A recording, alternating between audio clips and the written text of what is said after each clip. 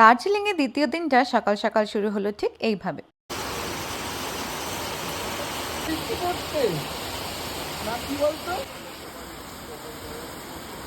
আকাশ ফাটিয়ে শিলাবৃষ্টির কিছুক্ষণের মধ্যেই রোদের দেখা মিলল।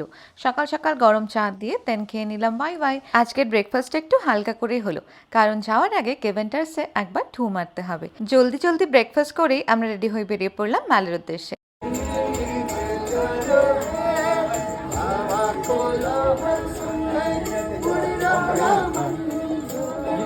কেভেন্টাসে এসেই অর্ডার করে ফেললাম পর্ক অ্যান্ড চিকেন প্ল্যাটার। এটা হচ্ছে চিকেন প্ল্যাটারটা অনেক কিছু ছিল, আর সাথে ছিল সালামি স্যান্ডউইচ। দুটোই খেতে কিন্তু বেশ মজা ছিল, মজা করে খেলাম সালামি স্যান্ডউইচটা। আর ছিল ফিশ ফিঙ্গার, যেটা আমার ফেভারিট। আর নিয়েছিলাম সুইট লাইম সোডা, খুব বাজে খেতে ছিল। দেন দার্জিলিং চাটা আমি তো ঢালতে গিয়ে বাকি সব বাইরেই ফেলে দিলাম। আচ্ছা পড়ে গেছে তো দার্জিলিং টি ঢালতে যদি ওই এরকম করে, আমি আর নিতে পারছি না, পড়ে যাচ্ছে তো। পড়ে যাচ্ছি তো। আর খেলাম হট চকলেট, যেটা খেতে পুরো চকলেট মাইলোর মতো খেতে ছিল। দেন সফটি খেয়ে আমরা চললাম কলকাতার উদ্দেশ্যে।